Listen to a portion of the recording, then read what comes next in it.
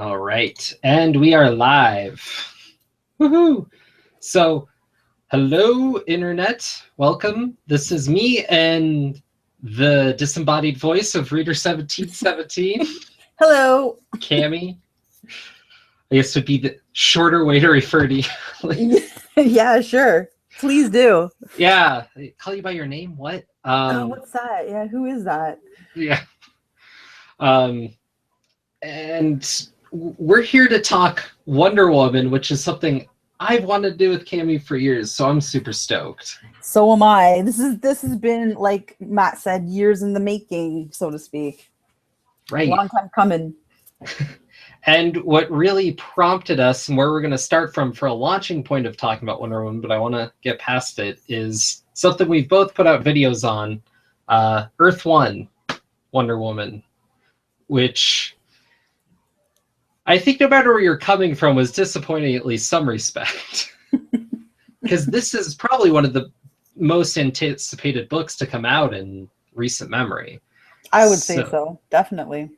This is not some landmark like, oh my gosh, you got to get it. I've heard basically nothing but warnings against it. So, in my opinion on it has kind of changed since I even put out the video, because I've been delving a lot into Wonder Woman. But do you want to quickly recap or dig into some point on the book that... Okay. There's a lot of points. I mean, initially when this was solicited, I was beyond stoked. And that is even with knowing that Grant Morrison was going to be doing it. Because originally my boy Rucka wanted this. And DC snatched it away from him and gave it to Grant Morrison. But I was still like, you know, I like Yannick Paquette. I like his art. I think this book is visually beautiful. I mean, I think that I would give it high marks for the art and like the paneling and the layout and stuff like that. Very interesting. But yeah, I was, as you know, you've watched my video. I didn't have very many favorable things to say about it. Right. And a couple things off that. First of all, when you say it was initially announced, do you remember when that was? Because like years ago. Right. It feels like at least like it feels like at least a year and a half to 2 years ago. It seems like. Yeah, it feels like this should have come out years ago. So the fact that it took so long is kind of bizarre, because frankly what they put out isn't some masterwork or deep or anything. Like this is just a... He didn't redefine anything, which is kind of what I was hoping for after the New 52. I was and the state, like the current state of Wonder Woman. I was kind of hoping that this would be like a gem, you know, because I heard he was going to go back to the golden age and he wasn't going to shy away from the bondage stuff. And, you know, so I was excited. I was definitely stoked, but it just wasn't what I had hoped it could be. Right. And I guess part of me on that level, at least, like I'm still not upset about any of that, because this is still, you know, Earth 1, this is supposed to be separate, but retelling of, you know, the great characters and potentially great series. I view it kind of like it would be an Ultimate Universe if it came out ever. Yeah. Because I think they've gotten 3 books of Superman out now, and that's where they started, predictably. So, I don't know. This isn't even quite on that level, because they made that like an emo Superman. This is just Wonder Woman's origin again. Yeah, it is her origin again, but I mean, I guess the when you look at the book, when you first open it up, I mean, it kind of hits you in the face, and I don't mean to have spoilers here for people who haven't read this yet, but I mean, this rape scene was kind of talked about before the book even came out, with that one lady whose name was supposedly Anna. That's all I know. And she had done some Goodreads review or something, and she found out like she took a lot of offense to it. I personally thought that this rape scene was done in context of the story. I did not have any issue with it, one whatsoever. Well, and I mean, to be clear too, for some people, and it's at least the way I read it, it was more like what I call attempted rape. Not that makes it Yeah. better or anything, but it's not No. actually depicting You're correct. rape. I Which, would, when you're that's probably talking about better. that stuff, I feel like is an important line to draw. Yeah, true. Also, my bad. I should have. Oh no! And you're not the first or last. I think I just wanted to put that out there to say, like, if nothing Yeah, else, she we're not wasn't seeing actually. dongles and. Yeah, no, you didn't see any actual like forcible intercourse or anything like that. But it was obviously suggested. Right. Well, and then it gets flipped on his head, and the That is what which is why I didn't find, like, I thought it was great actually, and it was kind of interesting, even though I have issues about origin, as you well know. I thought it was interesting, the whole coming from Hercules, almost as a revenge, that he would have this daughter instead of like it being a man, like a boy child. Right. So, I thought that whole concept was really kind of interesting. I like that, actually. But what gets me is I just went back and reread the George Perez intro, which you sent me the first issue of a while ago, and thank you again for that. Oh yes, that's right. Yeah. That's in there as well. It's not depicted as much, but it's still there, and that's still an integral part of the story. Yes. So it's not like this is some unprecedented new edgy thing. As far as Hercules is concerned, no. Right. And so that whole idea has been part of Wonder Woman's mythos for a long time. I don't believe that's how it was originally depicted, at least quite like that. So no, it was, I still miss the Clay origin. I know a lot of people with the new 52, I know a lot of people, like, they don't see what the big deal is. For me personally, I think it's pretty inherent to the character, actually, to have that Clay origin, because, you know, it's sort of that whole play on creation, right? Whereas Adam was like the first man coming out of this Garden of Eden. And for Marston, you know, Wonder Woman, like Paradise Island, was his Garden of Eden in terms of his ideology, in terms of how he thought and stuff like that. So I do think it's not irrelevant. I don't think it's something that's just so awfully dated that somebody couldn't attempt that, or they couldn't have reworked it in modern times. You know what I mean?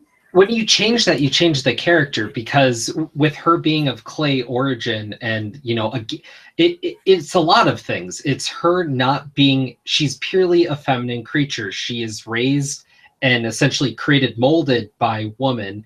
There's no man involved. It's immaculate birth, which makes it, again, to the gods. And that's the thing, is she's supposed to be in Greek mythology, or set in that idea. And so when you completely remove the idea of man from that, that says a lot about her character. And you can't talk about Wonder Woman without talking about the whole idea of, like, man's world versus Paradise Island.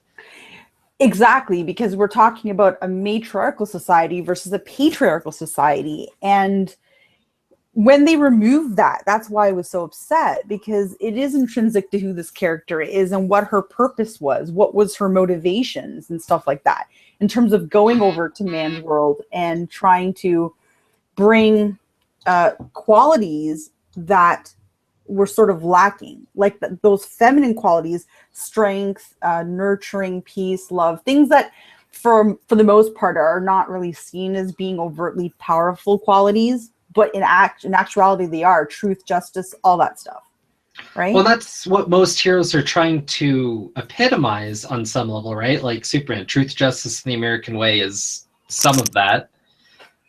But I mean, Wonder Woman's supposed to be, you know, peace and understanding and forgiveness on a level and all that, which may be a slightly softer edge versus the other one, but it's the same area.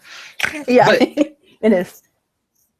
But yeah, this is displayed as feminine versus being straight noble. Well, yeah, and at the time that she was created, right? Like, oh yeah, comics were dominated with like hyper masculinity, right? And we saw that again, like in the 1990s, right? Like almost doubly so. Yeah. Yeah, to tell you the truth, probably more so in the 90s. It was like on steroids. But I mean, she was supposed to bring that balance to this hyper masculinity, you know? And she is a feminist icon. I know a lot of people don't like that word. However, I think people shouldn't judge harshly, because she really actually is a feminist icon. There's a lot of stuff going on with how she was created as a character and what his purpose for this character was. And to say that to take her away from those roots, I mean, I don't know. I don't think you should, or you can really. You can in ways, but at the same time, I see where you're coming from, but I feel like when you do, you change something about the character, but there are different interpretations of characters. And in some ways, Wonder Woman's retained some truth, but changing that aspect of her in different ways leads down different alleys. So, like, notably, and I know one you and I disagree on more heavily, is the Azzarello run. Right. Where Azzarello went with Wonder Woman there by changing the origin and making her a daughter and an Amazonian, said something, I think, about the idea that these myths are supposed to be about characters that are ultimately more human with superpowers, kind of putting them on more of the plane with the rest of the DC universe, and then how those actions carry forward. And that was like, so her origin was to reflect the world that she was now in. Yeah, I do. I mean, I agree with you. I think that's correct. I think it was a well-written story. I just didn't feel like in that run that she held center stage with it. And I began to actually find the supporting cast to be actually more interesting than her as a, you know. And I don't think that with Batman that could really ever be the case, you know, for example, because even in Batman and Robin Eternal, it's Robin's, but, you know, he's never not there. He's very present. Right. And it's hard not to have Batman not be present, even if it's not technically his story. Well, you know, whereas Wonder Woman, that's her story. And she just didn't feel like, to me, it didn't feel as though she was center stage, but that's just my perception of it, right? Well, yeah, I mean, you have a point. I mean, she was a bit more backseat, but in my opinion, a lot of superhero stories are stronger when the main superhero character, especially after the origin, takes a backseat in a way, because then they're actually doing superheroing, like they're helping someone out, and it's about their problems and struggles, and this person helping them overcome the odds in some way. Mm-hmm. And that was Zola and the whole, and this, you know, super important baby and whatnot, which was reflection on Wonder Woman, and then her relationship, and then her kind of coming to terms with where she was in life now. And I thought it was interesting, that aspect, because in a lot of ways it really was about Wonder Woman, just in the reflection of the characters around her. Yeah, I see your point with that. I mean, I guess, yeah, to an extent, that's true. I just felt like Wonder Woman, I mean, doing what they did with her origin with the New 52, it was like a board wipe. And I don't know if all of it was necessary to have told that story. I think that they could have utilized a lot of the Greek mythology and stuff like that, and she still could have been a part of a larger cast of characters. But it just felt to me like off the get that things were just too drastically changed, and I think that just biased my opinion on the whole run. Do I think it was a good piece of work and an interesting story? Definitely. I enjoyed the art. I thought the art was really, really well done. Complemented the story. It's just, it doesn't feel like my Wonder Woman. Right. Know? And I don't think know if that sounds.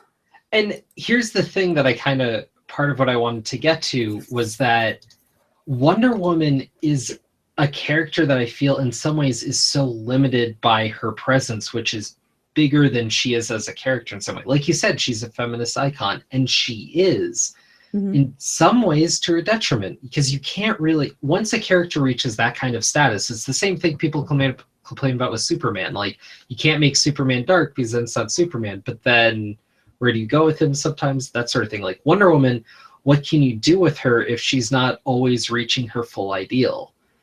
And that's where some of these stories seem to stumble. And they've been stumbling with that since, I think, Rucka left, frankly. Yeah, they have. And they were even stumbling with it before. I mean, really. I mean, she's had a lot of rough spots. And, you know, even, I mean, I think the best thing for me that came out of the New 52 with Wonder Woman was that she gained a whole new readership, for one. And I think it did revitalize her as a character, for two. And for that, I'm extremely grateful to Azzarello for what he did for the character. Because really she was, even though she is one of the big three, she was really mostly ignored in terms of, you know, people really being interested in reading her stories. I think there's other reasons why too. Her rogues gallery and stuff like that also doesn't help. Well, and that's part of it too, is compared to like your standard superheroes, mm-hmm. Superman, Batman, Spider-Man, any of that, Wonder Woman doesn't fit that mold. She's not that character. Like, she doesn't have like a huge rogues gallery. She's not dealing with a crime of the week. Like, no. Reading this George Perez stuff, her initial thrust, like her main thing is to send this message of peace and love, and that women are equal, if not arguably better than men, on some, not worded that way, obviously, but like she's literally about contextually, not metatextually, this message. She's the embodiment of that, like a physical embodiment of that. And she's also, I mean, in terms of a rogues gallery for her, she doesn't have a stellar rogue, because you're right, she doesn't deal with like crimes of the week, and she doesn't have like a nemesis like Joker and stuff like that. Like Batman's rogue gallery is almost this darker reflection of who he is in some ways, but like she doesn't. She's actually, in my opinion, she should be dealing with more social justice stuff. And I know that's a bad thing to say again, just like feminist, but justice issues, they were tackled like in the 70s and stuff like that. People didn't shy away from tackling things that were happening currently in our world. And I think for her, you could utilize some of the more developed villains that she has, like Dr. Psycho and you know, like Dr. Poison and Dark Angel. Like there's just a couple of them that you could, I mean, dig up from her history and kind of use them as catalysts to tell these stories that are dealing with social issues, I think. Because she would do well with that, I think. I think what some of the stories have done, at least where I view it could come from, is like Batman has these villains that, you know, represent various psychoses or whatnot. Like it's a very psychological element. Superman has a lot of enemies that are... It's brawn versus brain with Superman a lot of the time. That's a good way to put it. I tend to think of a lot of the ones that tend to hit on a level kind of are weirdly political. Like Lex Luthor is, you know, the billionaires bring the other people down. Darkseid's like a tyrant, you know, that idea. It's a power struggle on every sense of the word. But with Wonder Woman, with the femininity, villains that represent misogyny in different ways, like Dr. Psycho is a huge misogynist. Right. And so you have that, but that's one, you know what I mean? Like, yeah, I mean, the Cheetah, you know, Minerva as Cheetah, I think would be a great character to develop more and stuff. I just don't think people pay enough attention to those characters, because I think they've been kind of cheesy, and I don't mean that in, I don't know how else to phrase it, but they're old school DC villains. Yeah, like they're exactly. Cheesy. They are old school DC, and they need to be revitalized, and they need to be sort of brought up to standard for what's going on right now. And you know what? We do have an audience that appreciates darker reading material. You know, it took that change. It took that turn in the 80s, and I don't know if it can ever really go back. You know, and Wonder Woman is another sort of facet of that. I think Superman, her, like I think this is just the way things are going. So they're gonna have to figure out a way to bring her villains into this sort of time period, and also, I think, incorporate those justice issues, things that are going on in the world. And it's hard to write about because nobody really wants to put their political opinions out. And I don't really know how many people want to read a comic that has political opinions in it, because people will get accused of putting their own agendas in it and stuff like that. So it could get dicey.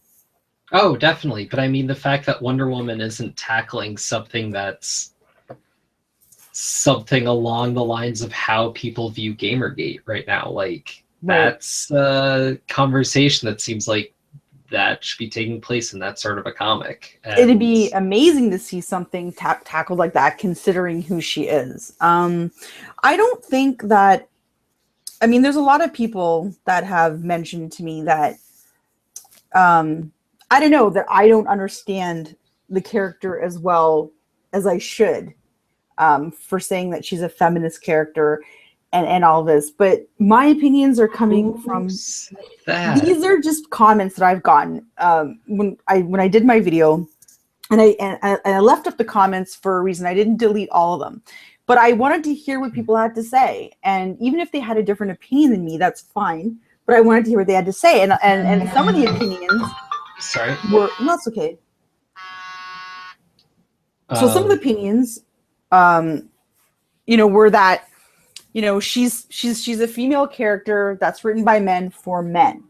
And so I don't exactly understand what that has to do with her. Like, is it saying that the feminist stuff just is no longer relevant? I don't know. I don't think she could separate herself from being associated with being a feminist icon. Well, yeah, I have two things to say off of that. So the first is, anyone who says Wonder Woman isn't a feminist character or anything along those lines, it's not an opinion. They're wrong.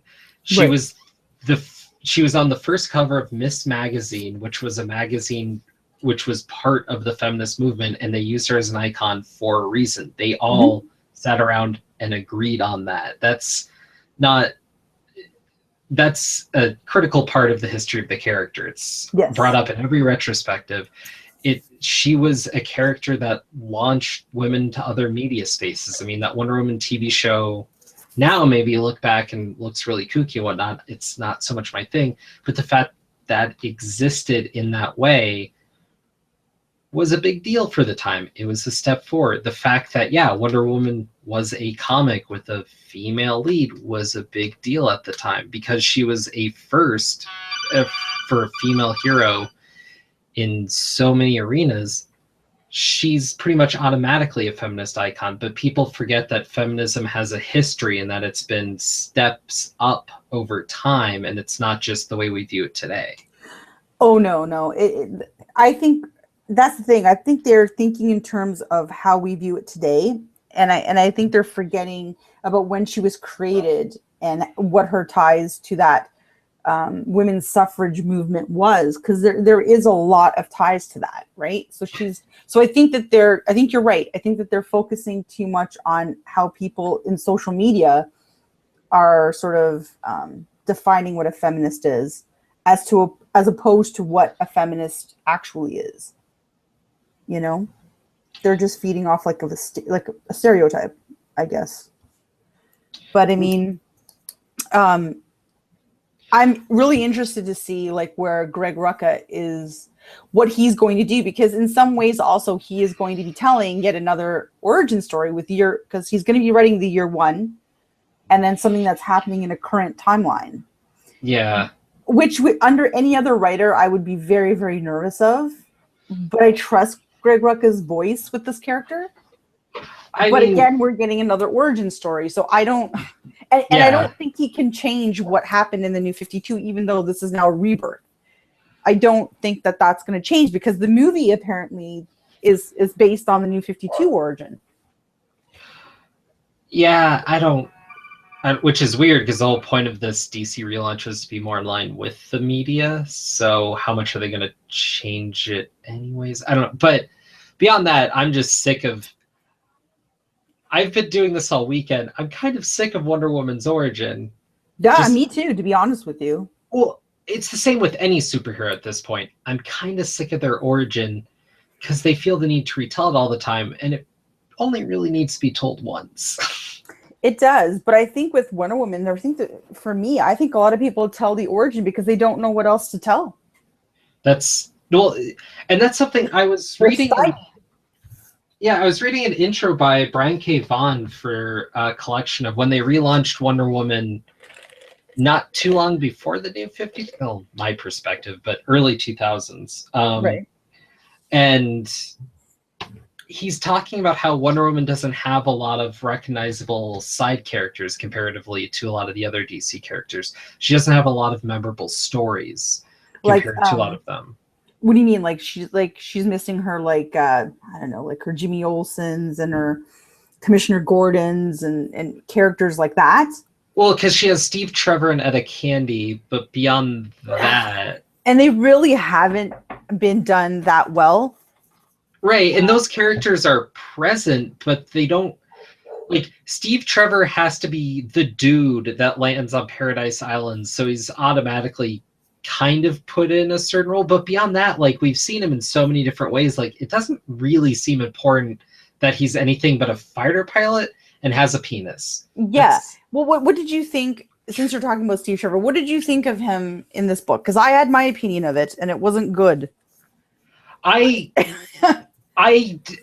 is really not positive or negative. It's he was black. For one line, he brings up the idea of like the white man keeping them down, which I'm like, I see the parallel, but it's not really in the book except for one line. So what? Like I mean, I kind of viewed it, and I don't know. I kind of viewed it as like this weird distorted tokenism in some ways, that he was black and that he did say such a line. And yeah, the parallel you're talking about, I see what you're saying there.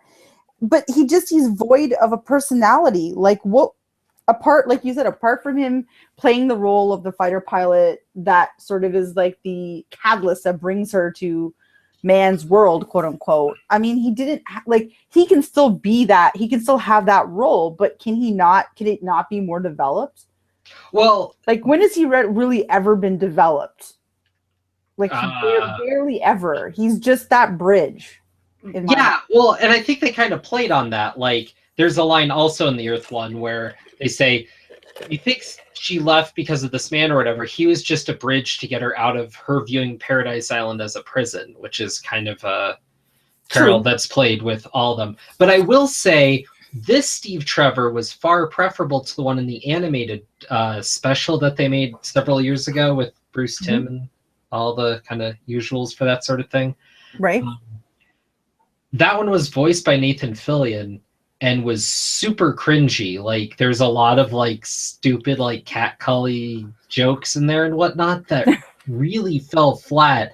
Like, at the point where in this one, in Earth One, he says, they ask something like, do you find my daughter attractive or something? And he's like, there's something about like out of my league, like she's a goddess, any man would, that sort of idea. I was like, that's a relatively, like on the level, like, of course, yes. But in the animated one, he's just like, she's got nice jugs. And I was like, oh my God.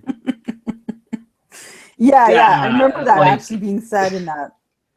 Yes, and the jug. Yeah, it's just like, oh my God, this is not.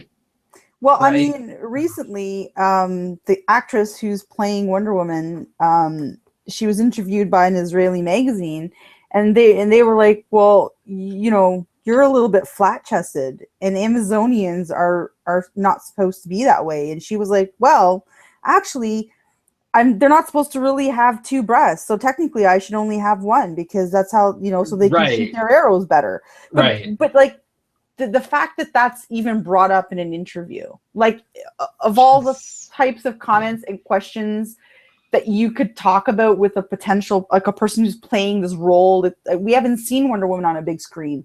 I mean, Linda Carter was the last time we had anything like that in the 70s. And to, like, this is my point exactly. Like, the whole thing is just taken, I don't know.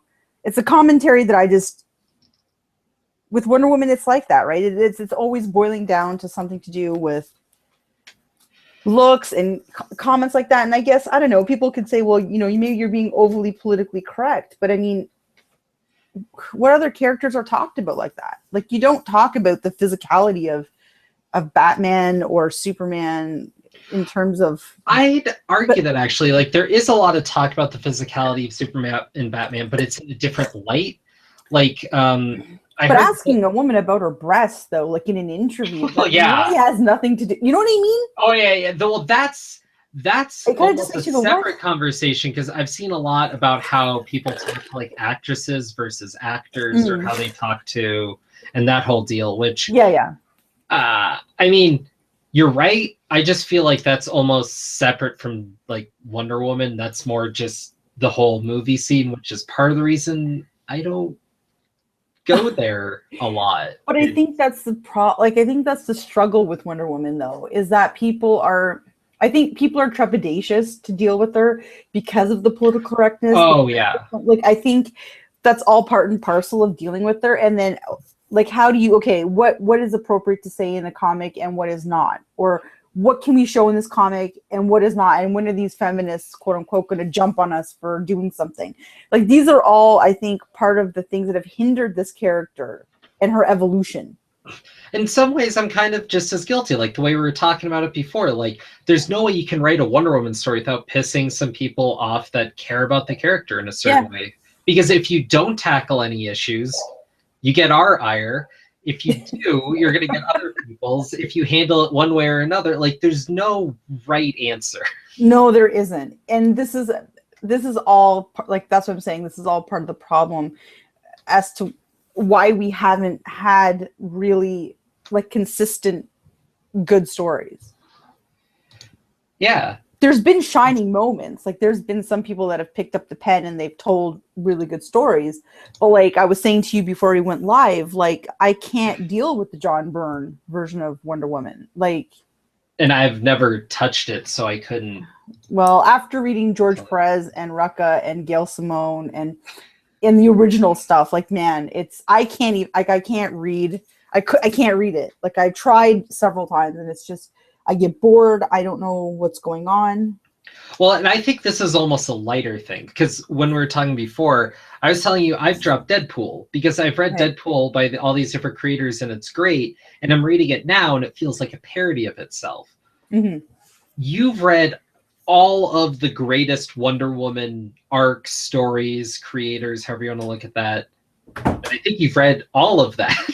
I have at different times, yeah. Yeah, and so anything that falls critically short of that is short of that. It's not as good, so why would you want to bother at a certain level? I think that's just a kind of a curse of comics. Yeah, it is. I mean, you get people, not everything's going to be a home run, right? Right. I just wish there was more consistency. Like, even with the Finches currently, I've tried. And, you know, I'm just like, well, you know, she's a new writer and she's still kind of just developing her chops as a writer.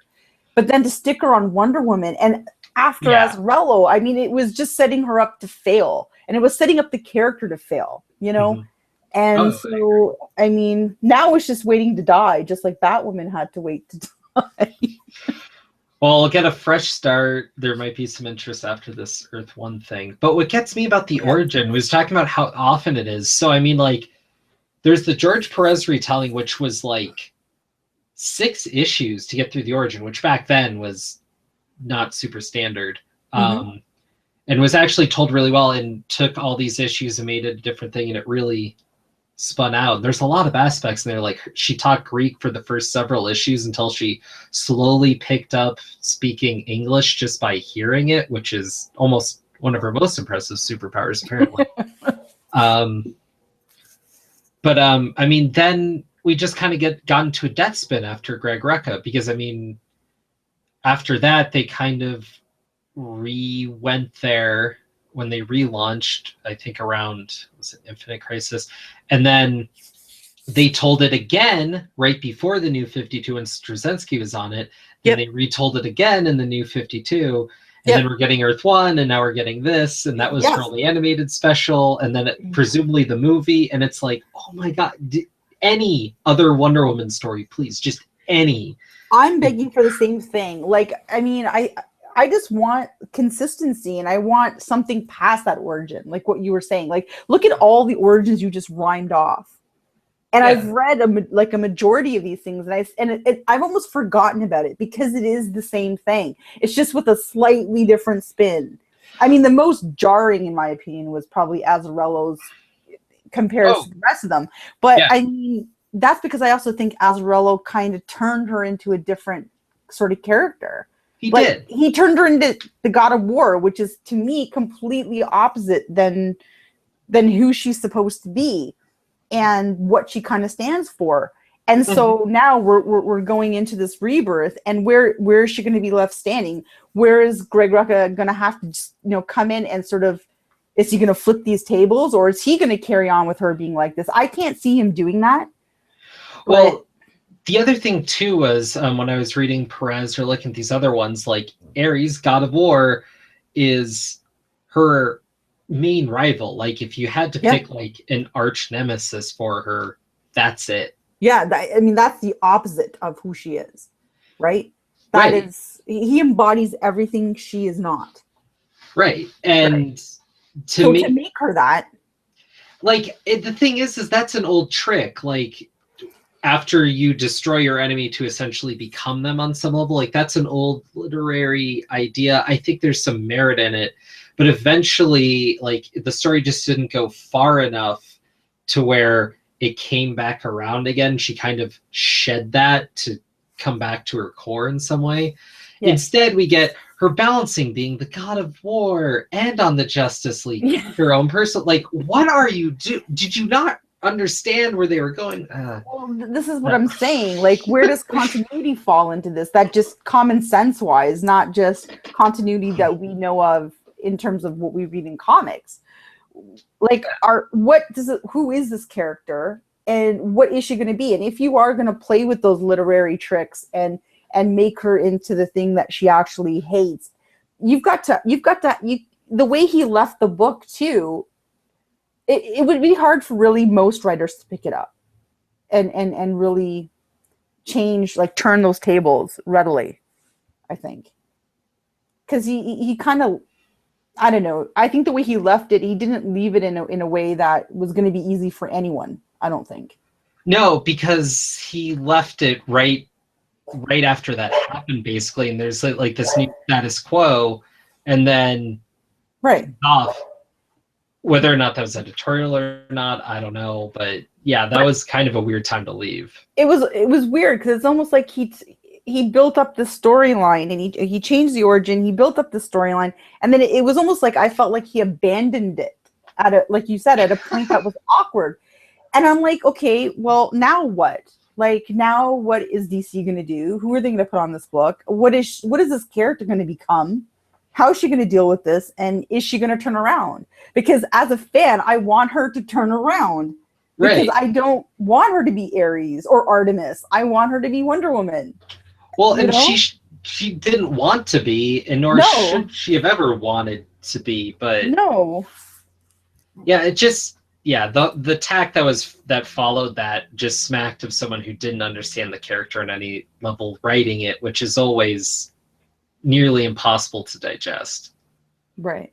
Like, I'm all for new angles and whatnot, but at the same time, like, I don't know with Wonder Woman how well new angles work, and they've tried so many different things. Like, she had that period where her powers were gone.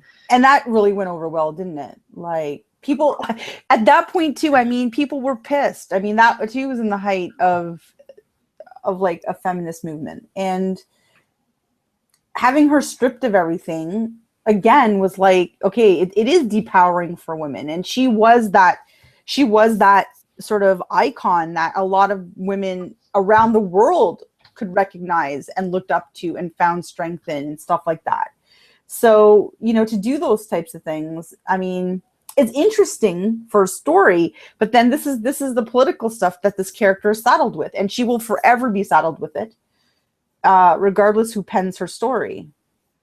Yeah. I think you have to be pretty courageous to write Wonder Woman, to be honest. I mean, I think so. At the same time, At the same time, I'm looking through here, and then what was another blunder? It was Jodi Picoult, I think. Yeah, Jodi Picoult, yeah. And she wrote into and led into Amazon's Attack. I didn't read her stuff, to be completely honest. There was stuff that of Wonder Woman that I haven't read everything, but I didn't read that. But if you want to talk about it a little bit, just to. Well, I forget if she actually wrote Amazon's Attack or not, but she wrote what led into it for sure. Have it in my hand. Like I said, I haven't read Amazon's Attack. I don't know if she did it. I can tell you it was one of the most poorly received things DC did in that era of comics. It was supposed to be a big event that drew in the entire DC universe, and it just bombed. For an event, it didn't sell well. People weren't interested. It just, part of it is it doesn't work on some level because it's so tied to this Greek mythos and like this deep-rooted mythology. And at the same time, they're trying to make it work with whatever DC is today, whatever that is at the time. And it's a bizarre balancing act. The only other character I can think that has that weird of a problem doesn't have all the other stuff on the plate, and that's Thor. Yes, because he's following a different set of mythology, but same sort of thing. He's tied to that, right? Right, but he doesn't have to deal with being a bro icon or... No, he doesn't. And no, he doesn't. I think with Wonder Woman, I mean, Phil Jimenez's his Paradise Lost and Found was really good. I enjoyed that. He was someone I wanted to bring up, actually, because Phil Jimenez is a creator that's more tied to Wonder Woman in my mind than anyone else. He's very tied to her, and he has a lot of love for that character, like stemming from his childhood. And when he got that gig, he was like over the moon. But I did hear interviews with him that said that he faced a lot of difficulty with editorial and things like that. So I think the story could have even been better than that. But he, in a way, had some shackles put on him. Yeah. In terms of writing and stuff, right? Well, with the writing, what he was getting, why a lot of his issues were effectively one-offs or two-offs or, short-lived stuff as opposed to a full-blown arc most of the time, was because he kept hearing that while he was there. He's like, oh, well, next month Greg Rucka's coming on. No, next month Greg Rucka's coming on. It turned out it was another creator between the two before Greg Rucka got on, which meant he couldn't do anything for a while, which really restrained him. Yet at the same time, he turned out what's classically known to be one of the greatest Wonder Woman issues of all time, where Lois Lane interviews her. Yes, totally. And that's the thing. And barely anybody ever mentions him, when they talk about like really high level or gold standard Wonder Woman stories. And he did that. He accomplished that, I think. I think people need to approach her storytelling a little bit outside the box, and play with her a bit, and maybe not be so afraid to have their foot to take into the fire, because I don't think you can write her carefully. I think if you write her carefully, you're going to tell an origin story again. Well, yeah. Right? Like, I mean, really, because even Grant Morrison, as I thought he would come up with something a little bit more out there than what he came up with. I think he played it fairly safe in some respects with this origin. Compared to what I'm used to with Grant Morrison, he's a creator I've dug into a lot more recently. Like, this was not like, if the name wasn't on the book, I wouldn't believe it that Grant Morrison wrote that. Like, it doesn't feel like he did anything with it, which makes me wonder, because with any of his Batman or Superman stuff, like, he did something, like, whether you like it or not, he did something. Well, and who doesn't like All-Star Superman? But well, no, I mean that. Like, I think that's it's true. I think you're right. There is a lot of people that love that book, and you didn't see anything like that here. Well, there's a deeper understanding of the mythos of those characters that he plays with and goes into.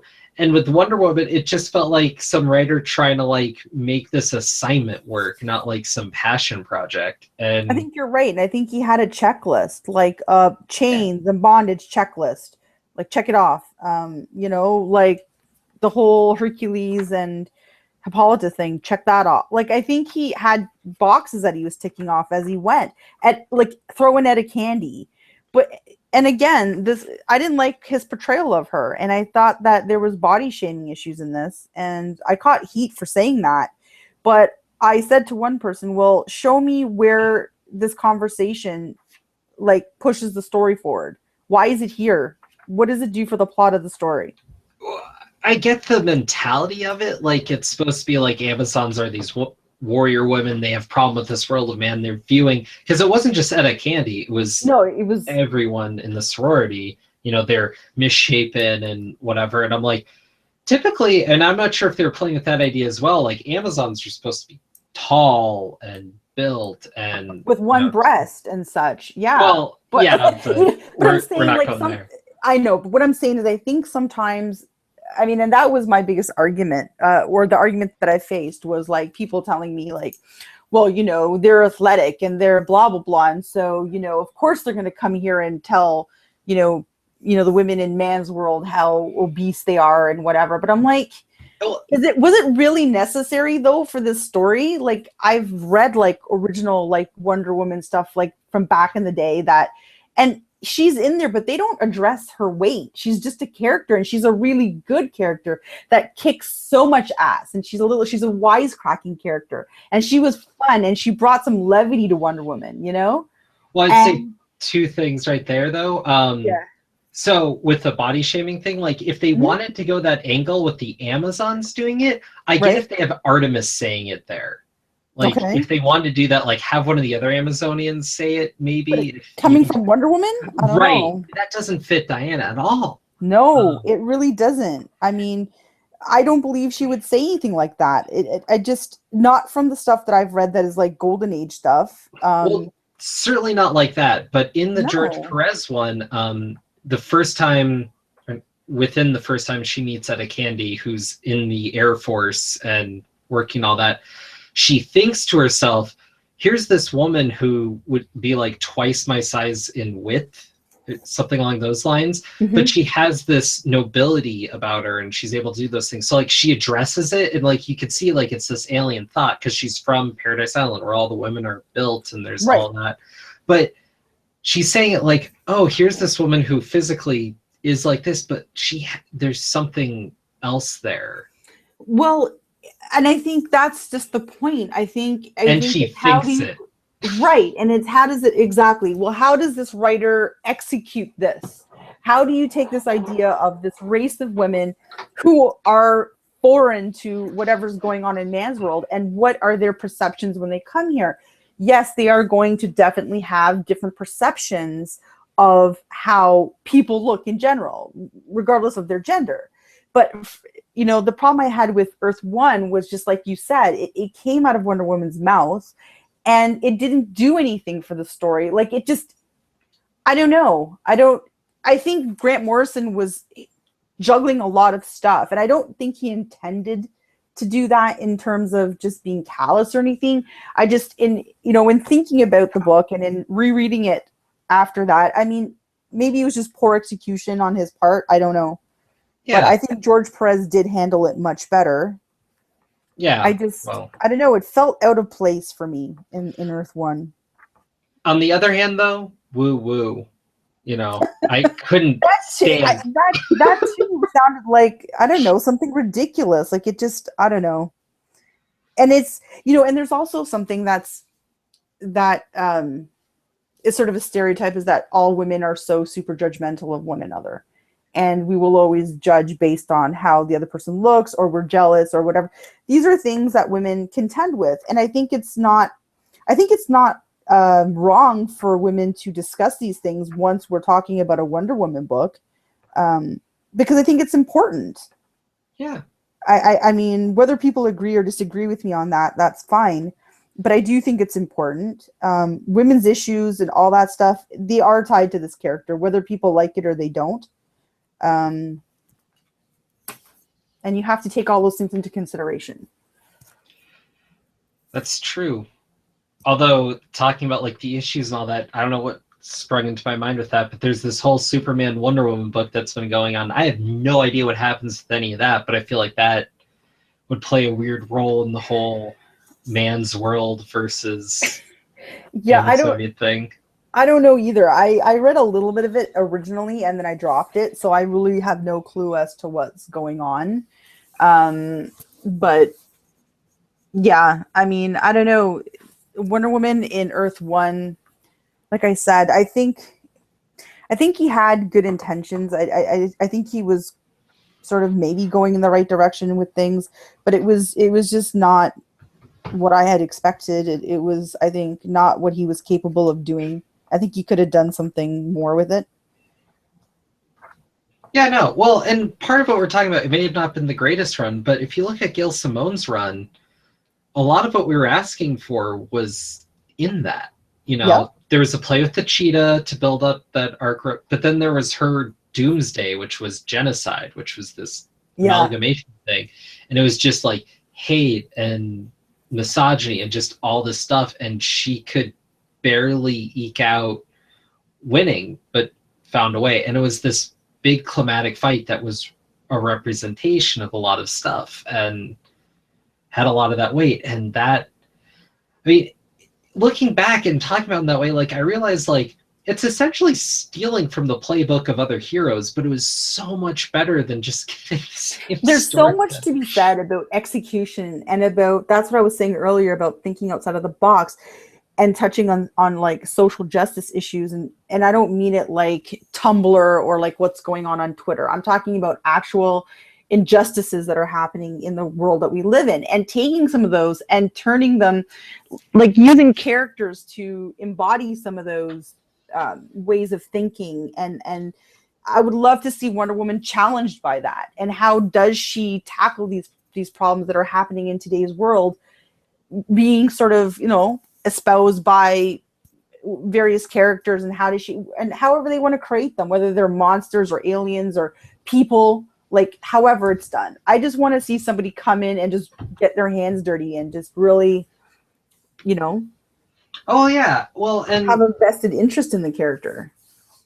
And the argument against a lot of that is that, well, that would be too liberal or whatever, which I find insane because anyone wearing this is not a conservative person. I think they should definitely keep this old school little panties outfit going on. I think that's awesome. That's the Wonder Woman I grew up with, and I love it. I think they should keep as much of the bondage stuff in there as well, because there's more than just the, I mean, original sexy kinkiness of it, which people obviously know about.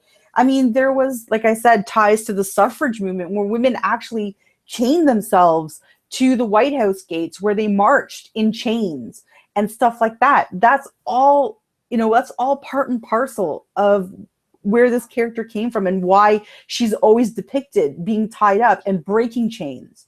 It has a lot to do with that whole patriarchal enslavement and her breaking through those stereotypes, you know, conquering it, overcoming it, which I think is hugely important. A lot of people focus on the kinky aspects of this man's personal life, which, yes, it was true, but there was another political agenda he had going on with it. Well, and it followed him leaving the book. Like, he only wrote it for so long, right, like, to go and invent things and go have whatever weird more actual children political. And he was a weird dude. He was, but he actually stood up for some, like, he supported some good stuff, right? Like, he supported a lot of stuff to do with women getting rights. He did, but coming from that source, I get where people didn't take him as seriously at the same time. But yes. But do you know what I mean? Like, how could you really avoid political discussion in a Wonder Woman book? I don't know. Can you avoid it? I don't know. Well, and again, people forget this, but like, there's a small sequence that was in very early Wonder Woman comic where she was tied to the train tracks, bound to the train tracks. Right. And then, and then she breaks herself out and then deals with the culprit. Right. That nowadays is just comics, Right. whatever, and kind of a boring one by today's standards, whatever. But at the time, that was political. Of course. I mean, it's that whole damsels in distress. Right. trope, And right? she saved herself. She didn't need a man. Like, just that idea was inherently political. Now it could be in some circles. That would be a really regressive circle at this point. But now that's kind of... I don't know how regressed it would be, because after my video, I took a lot of lashback about how you would think that in 2016, we have come very far in this understanding gender and understanding. Yeah. Like, we really haven't, unfortunately.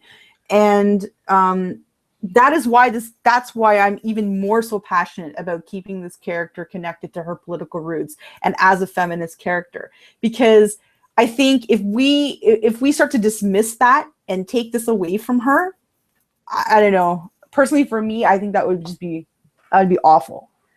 And that's what a lot of people want to do. They just want to strip her of this. I mean, she was so badass in Batman versus Superman. She came in and she held off like Doomsday, man. And Batman was just sort of like, all right, lady, you go ahead. I'm going to just chill over here. While Superman was off saving Lois Lane for the 100th time.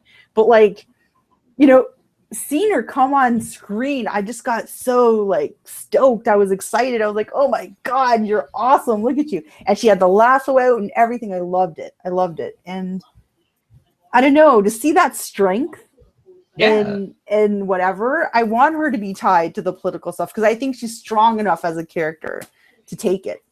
Well, and I mean, it may always cause controversy, but at the same time, like, that makes it more than a comic. Like, it's about something without having to try, because gender equality somehow is still a problem. And it's still a thing. Yeah, just to say, like, here's a strong woman fighting for women's rights to be basically equal, coming from the viewpoint of, women do everything by themselves. They don't necessarily need a man.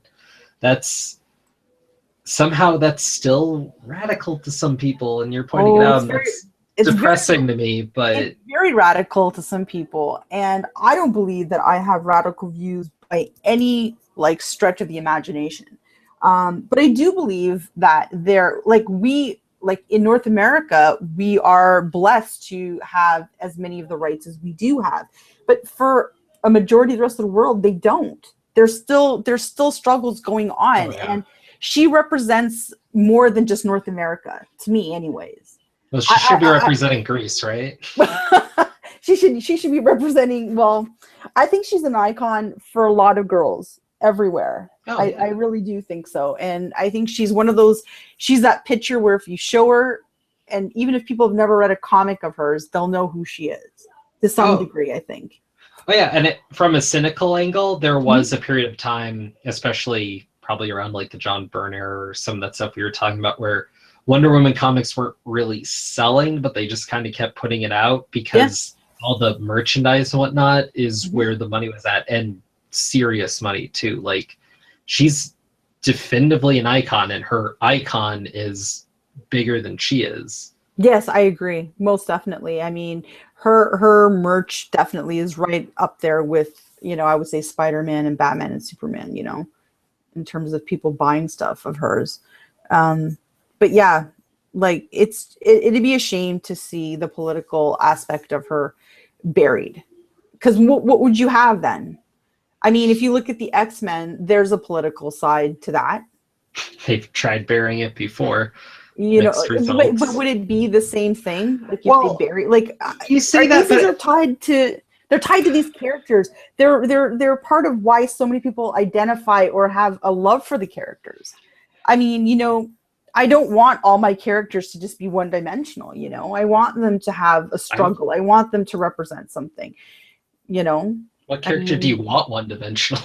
No, you don't. But you'd be surprised. There's a lot of people out there, Matt, that don't want to have to think about something they read. They just want to see a big, huge fight scene, and that's it, right? Well, yeah. I'm one of those old school weirdos that likes to think about comics, and analyze them. I probably should stop doing that. No, you shouldn't. But I mean, yeah, no. I mean, there's majority rules, which always ends up going for the lowest common denominator, which is all that, versus, actually ingesting some of this and thinking about it. But but I mean, I will say, yes, the political stuff is good and stuff, but not also at the same time, not every story with her has to be super political. Like you were saying with X-Men, like there's a lot of the great political stuff, and you get like I'm spacing on it now, Senator Kelly and all that.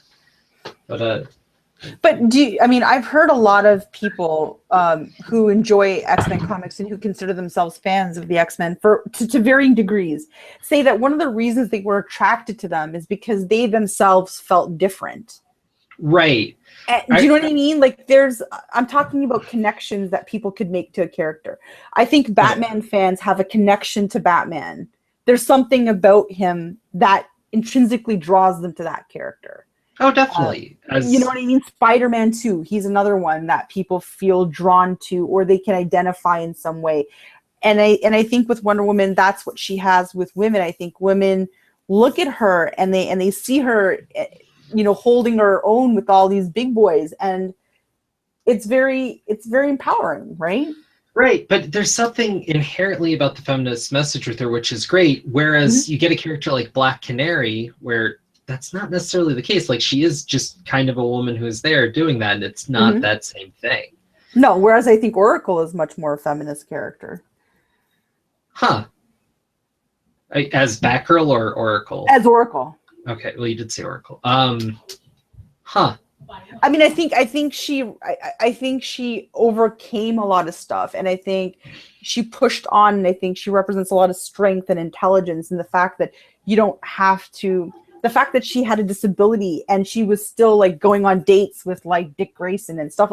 There's, you know what I mean? Nothing stopped her. Like the barriers, those barriers were there, but they weren't there. I don't know. But she overcame it all. Yeah. Yeah. Like, she wasn't just a victim of her circumstance, which is why I think The Killing Joke is such an interesting story, and why I think that cover that came out that had so much controversy should have stayed. A, I don't believe in censorship, but B, she overcame stuff. She didn't stay in that one moment and die there. She came back as Oracle, and she was amazing. Yeah, well, totally. I've always viewed her as more like the disabled character than the feminine character. Well, true, yeah. But kind of for the same problem, like she was the only main one. There are other characters that have been disabled in comics in various roles, obviously, but not as much notoriety, I think, as her. Nowhere near as close. Like I'm trying to think, what was Silhouette was one. She was one of the X characters from the 90s, but she doesn't exist and hasn't for over a decade now. Like, right. So yeah, other characters exist, but none lasted longer than their creator putting it in the book that they started. Like it's just it's not there. There was another one, Hornet, who was a character I really liked, but he was only around for 2 years. So what was his disability? He had palsy, so he couldn't use one of his hands. That's interesting. Yeah, and so he used the tech stuff to overcome that. But that's the other thing, is most of the disabled characters tend to have the techie side of things down. Yeah. But yeah, like at least there's that. Like there's not some line to be had with feminine characters. Like for what is out there is a number, and they do kind of run the gambit. But most of them are on teams. A lot of them are on teams, and to be honest, I mean, Wonder Woman is the only one that really, like, whether her books are shit at the time or not, she's the only one that has a consistent book going for an extended period of time. You will see other female-led books, but their shelf life is very, very short for the most part. Well, Batgirl in one realm or another tends. But that's because the different girls have picked up that helm, right, at different times. Oh yeah, well, who is Batgirl? Yeah, like time carried it on. That's for sure. But like being like the same person, I mean, I don't know if there's too many runs where there's one, like, long runs. Miss Marvel to Captain Marvel, if you're willing to let that transfer slide for that delineation, like has run for good while now. But then there's also the Miss Marvel and Captain Marvel with 2 people. Yeah. Well, true. But I mean, just generally speaking, I guess you don't see it to that extent. So, I mean, with Wonder Woman, I hope Greg Rucka is going to revitalize everything that kind of went pear-shaped at the tail end of the New 52 when Azzarello left. Because I think he had captivated an audience. I know when that book came out that like so many people loved it. Like that was one time where when I watched haul videos, I would always see a Wonder Woman book in the haul videos for New Comic Book Day, and that made me immensely happy because I love the fact that people were supporting that character, and I hadn't seen that before, you know. And now I just think too that a lot of people, because of her appearance in Batman versus Superman, and because she's going to have her own movie and Justice League and all that, I think that's why people are actually interested in her comics now. I've never seen so many people interested in her comics as I have like recently.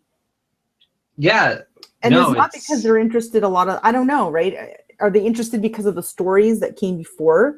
Or are they just really like stoked about the movie stuff? I'm not really sure. So, well, she might just be the hot ticket right now because could be, yeah, for sure. I mean, I'm sure her books will be skyrocketing, you know, each and every day until all these movies are out. Well, I've been hearing more and more, and the other character I feel like that was vying for that hot spot right now is Black Panther, but I haven't heard nearly as much about him, and understandably. I haven't read too much Black Panther, so I read the entire, was it early 2000s run, late 90s? No, I think it was. Who wrote it? Christopher Priest. Okay. Did that. And he had a long, like 60-issue run with it, and it took some dips and dives. It was interesting. And there's some other people who've done interesting things with Black Panther, but for a lot of it, he actually is suffering a lot of what we're talking about. They keep, you know, going back to the origin. He does have a lot of stories of his own. He has a couple notable enemies, but mostly it's talking about different things. And then what's really weird about him is they want to make him, you know, this black superhero, and he is, but he's actually African. Right. So people want to tack on all this African American stuff to him, and it doesn't work. He's like kind of carrying all that on his shoulders, like commentary, and he does carry that, but I mean, he is the black character, and he's a king, but he's also very much just kind of a superhero at this weird political end that they don't play with a lot. And then, so he is like the first black superhero, but it's not like the same thing as Wonder Woman, where it's just not on the same level with him because it never was taken that far. The biggest like issue people have had with him was that, you know, the Black Panthers are of the same name, and that just isn't. That has nothing to do. Yeah. There's some actual connection, but it's you know what I mean? It's not. I see what you're saying, but Wonder Woman, I don't know. She has a lot to carry with her historically, and then I just don't know. Like I said, I just don't know. After reading Grant Morrison's, do you know if they're coming up with volume 2 for this? I mean, I don't know if they. There's no origin story after this. What are they going to do after this? Like the way that it ended. Like I don't know. It seemed like it's like a one and done. Well, yeah, but the idea is that they're supposed to continue. Like they have 3 Supermans out now. Right, and how many Batman do they have? I don't know. 2? I read the first one. I never bothered to look again. One too. Yeah, me too. But I mean, I can't really see this being a setup for like what can you possibly say in the second one? Oh, yeah. Does it have to be the same creator though? Like, could we get? I would hope it would be. Who would you like to see write a Wonder Woman story besides obviously Greg Rucka? Who would you like to see? Gail Simone again, which I know is kind of a go-to, and I feel bad saying that, but yeah, Gail Simone, because. I don't think here's the thing, because this was something with you saying Greg Rucka a lot, and I get it, but there's something about creators coming back to something that they had a classic run on, and it's like you can't come home again. Like it's never going to measure up. So do you think that with everybody like, basically waiting for him. Because like if you hear people talk about it's not going to including live myself, up to, yeah. Is the bar being set way too high for this man? Well, yes, because what comic is that good But in we're the history of starving. comics? Like, we're starving. So if you throw someone a cracker, you know, Well, it's there's going to that be aspect, yeah. right. So I think the people that are Wonder Woman fans want to see like something done right by her. At least for me, that's why I'm kind of like, oh well, Greg's not going to hurt her. He's not going to. Yeah. He's not going to totally ruin this character. There's the people who just want a good Wonder Woman story, but there's been so much hype, and I feel like it is the most anticipated book of this DC launch, partially because it's one of 5. And well, I just think Nicholas Scott on it, and him, I think people know what he did with her previously. I think a lot of people like that. And really, like, what's going on right now, people are just tired of it. And I think DC is tired of it. DC needs, who's buying that book right now? I tried and I couldn't do it. Like, I had to stop. Oh, actually, I didn't mention you by name, but someone was talking about Wonder Woman, how if you're not buying Wonder Woman comics right now, you're not a real fan. And I was like, I know some people are diehard Wonder Woman fans, and they can't right now because it's so bad. It is. It is so bad. And I mean, you know what? Actually, there are fans out there that will buy. It doesn't matter. They will. I mean, with Batwoman, I did stay with that book to the end, but Batwoman was never going to be as an ongoing thing like Wonder Woman. So we've all had that character, Cammy. I think you stayed to the end with Batwoman too. No, I stayed longer than I probably would have for many other characters. Yeah. But I dropped that at a certain point, and I remember trying to tell you, like, we've all been there, but sometimes you have to let it go, because why are you buying a comic you don't want to read? Yes, you did tell me that, and I thought about that for a long time, and it was like crack. I couldn't. Well, I've been there, and I've been there mostly with Deadpool.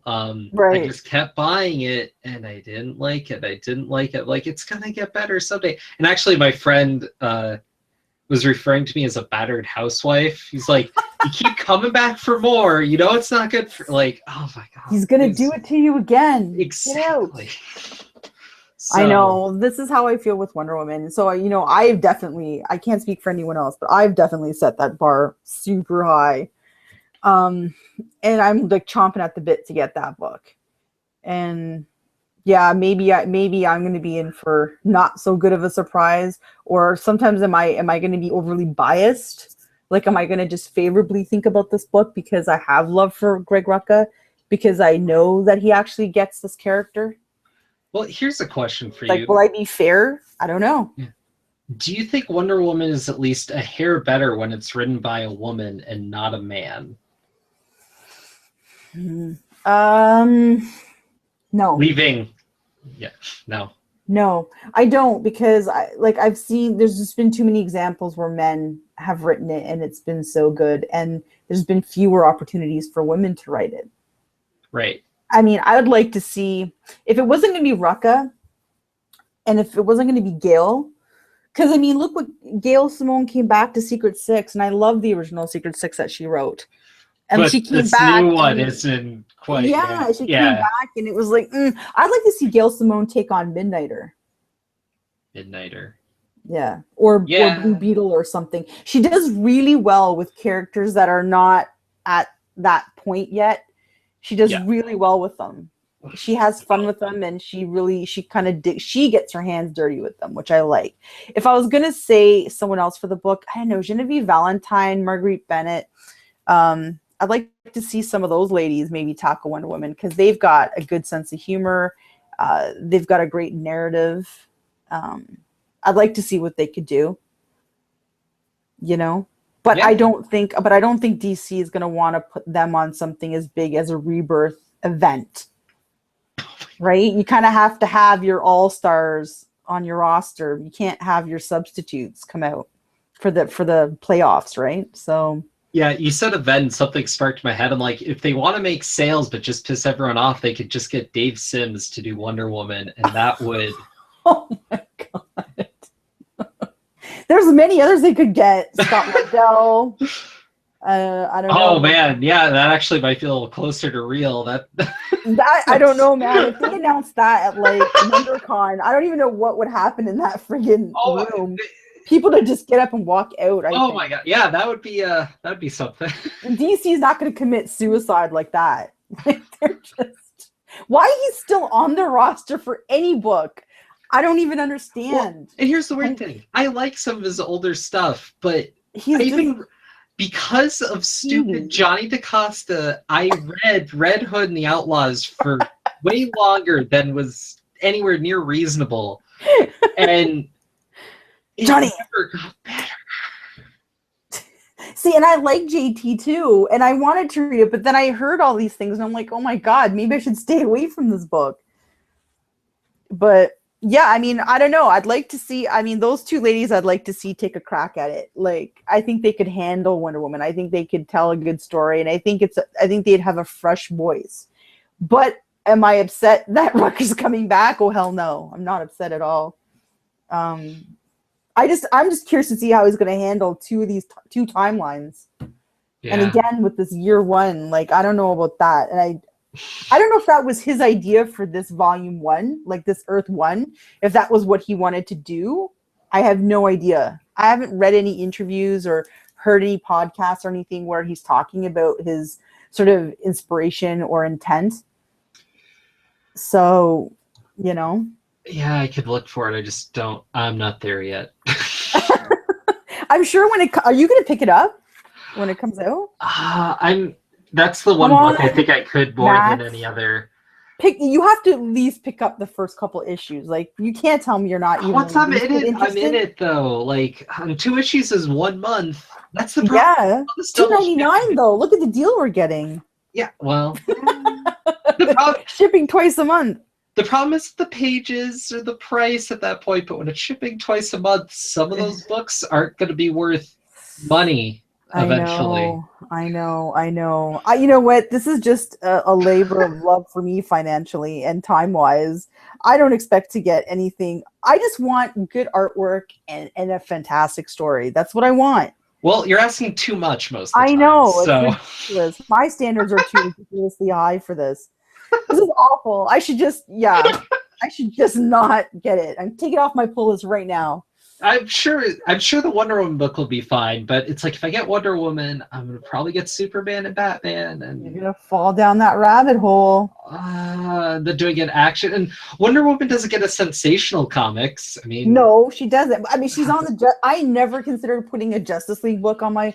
But now I'm like, should I be picking up Justice League? And I'm like, oh God, this is bad. Like, this is turning really bad. Because now I've got I've got Detective on there because Batwoman, Steph Brown, Tim Drake in red and green again. Like, I can't. It's like calling to me. And how's there not one Robin book? There's don't know. 5 Robins or whatever. They're all in this boot camp, I think. I don't know. I have no idea. I mean, I know Nightwing gets a book, but yeah. I know Dick Grayson has to get his own book. And then isn't there still going to be a Red Hood and the Outlaws book? I think so. Is there? I think so. Don't quote me. I don't know, but why? I think there might be. Why? Because you loved it the first time. How many copies does Johnny buy that they can justify? Because he's the only one supporting them. Well, I don't know. I mean, he's a diehard like me, like in some ways. Like, we stick with this stuff and we take these gut punches. How many covers of a single book do you buy, though? I don't buy that many variants, to be honest, unless it's something I really want. But yeah, I didn't know. With Wonder Woman, I could be tempted. Which is really, really bad because it's what DC marketing wants. And I'm just like, okay. I'm like. So I just looked over, and I want to catch up on the comments really quick. Okay. So sure. Wonky Ninja says, I wish Cheetah was in Birds of Prey. I just want to point out, you can't have a cat-themed character in the Birds of Prey. That's just a conflict of interest. Gore Vidal says, good evening. I've been trying to collect Philomena stories and singles, but they are too hard to collect at reasonable prices due to the Adams Hughes covers. Yep. I would tell him to look on Atomic Avenue. I'm seeing single copies, but they're going for $4 to not available to 3. Yeah, that's a little past probably what they should be at this point. But yeah, I don't know. Anything now with Wonder Woman is gonna be past what it should be. Yeah, well, I found a way to read a lot of these comics that maybe wasn't physical. Maybe you can tell me, Matt, where I can get the last copy of Tempest by Phil Jimenez. Tempest. Yeah, I don't know what that is. That was like, I think it was like 90, I want to say it was like 95, 96, somewhere around there. And I think that was like his first kind of gig with DC. And he wrote like an Aqualad story. And it was kind of like, yeah. Gotcha. Yeah, I have never even heard of it. I can find the first 3 and I can't find the last one, and it's driving me like up a wall because I can't have these incomplete things. Like I need every number there. Like if I can't have 3 of them, and I'm looking online and okay, I've got all 3. Number 4, not here, not here, not here. I'm like, oh my god. This is maddening. Yeah, I've had that issue come up a couple of times. Sometimes you just have to look locally, or I don't know. Like sometimes books are gone, man. They're just I know they just weirdly show up randomly, and then if you don't just buy it that day, you won't see it for another like 8 years. Let's see here, 64 Specials says maintain those trademarks. All right. Corbinal continues. Ed Brubaker would write an interesting Wonder Woman, or Terry Moore. Terry Moore's been on Wonder Woman, but I think just as an artist before. I don't think he's ever written it. And I'd like to see him get hooked onto it, though. That's a good one. I wouldn't. Why? I love Terry Moore when he's doing his own thing. He's done some Birds of Prey and a few other things, and his superhero work is just bad. Really? You think he'd really like? Oh, if you're looking for cheap comics, I think you can still snatch up those Birds of Prey issues for none. Wow. Like they're in quarter bins. Like they are bad. Yeah, well, that's disappointing because I he's very good at writing. See, another man who's extremely good at writing female characters. He's great at writing. I think he's someone who can't work with work, right? Versus. Oh yeah, well I think he's someone who can't work with an editor. Which makes a lot of sense, because think about how much control he has when he's done any of his independent work. He is the author, the letterer, the inker, the art, like the full artist. Like he's the whole package. Yeah, I think working with other people, he's just one of those people who can't. And you might have a point there. I didn't think of it like that. I mean, my curiosity is still there. I mean, I would have liked to have seen him take over Wonder Woman than the Finches. Well, it probably would have been better than that, but I would have still been buying the book. But Brubaker, I would tend to agree with. I think Brubaker probably could have done something. Brubaker, like, but he's so good at like crime stuff, right? Like well, he's done a lot of other great stuff. Like he wrote this Authority story that I still hold in super high regard, where he turned this idea of the millennial character into such a big deal that just kind of, it was one of the last comics that blew my mind in some way, honestly. So you think he could do something interesting, like what we were talking about previously? You think he could bring something different to the table, getting past the origin? Well, we were talking about all the political stuff. I mean, what he did with Captain America was the most political. Yeah, that's true. I didn't think about that. Yeah, his Captain I think if he was tasked with it, he could do it right. Yeah, definitely. Choice. So, yeah, I'm with you on that. Let's see here.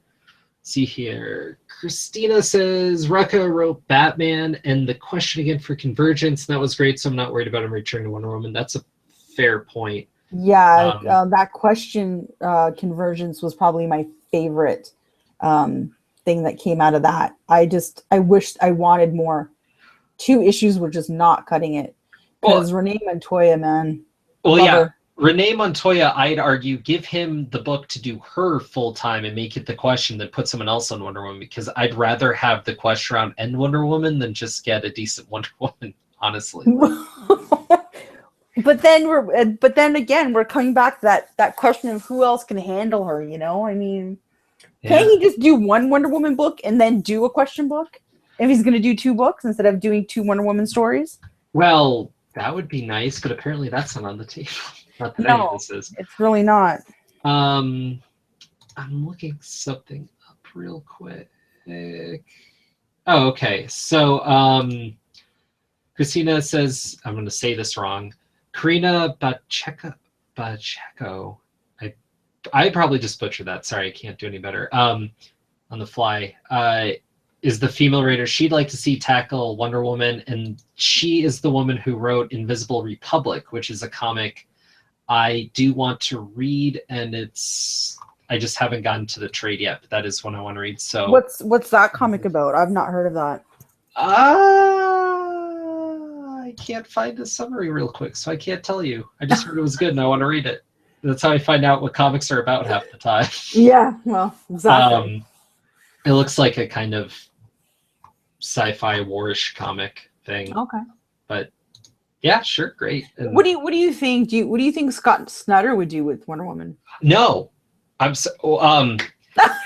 no. Scott Snyder. I'm just asking it of curiosity because he's kind of a golden boy with DC, right? So I'm and he's dark. I like Scott Snyder. Why? I mean, okay, so I went back and I started reading American Vampire, and that's incredible. Yeah. His independent work is actually, in my opinion, better than his independent.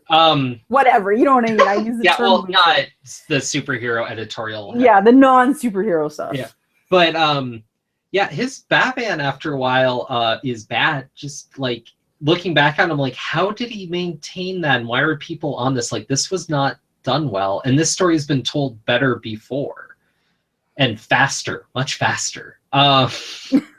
He likes to write. No, I don't think he does. There's a lot of really empty panels and a lot of like barely there word balloons and a lot of not story going on for 2, 3, 4 comics at a time.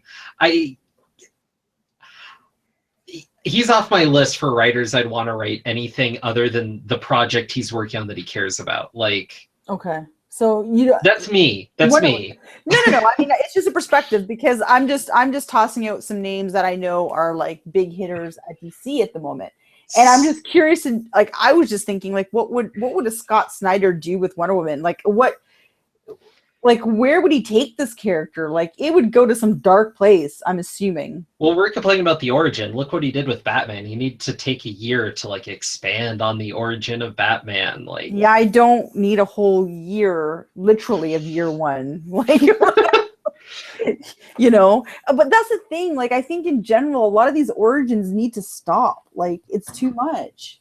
Oh yeah. Well, but then people say there's new readers, right? And is it fair to new readers that are coming in? Now, new readers might jump into Rebirth. Is it fair for them to jump in if they're new to comics and they don't get an origin? Like, we've been around a while and we've read more than one origin. Well, so here's my argument for the new readers thing. Mm-hmm. New readers, the last thing I would put them on is a current ongoing comic. There are tons of great stories that you can go read and finish. And if you want to know the origin of any character that's been retold a lot recently, go pick up the trade and read it. You can get it cheap and you can enjoy it and finish it. And then, like, these things are out there. You can go read it.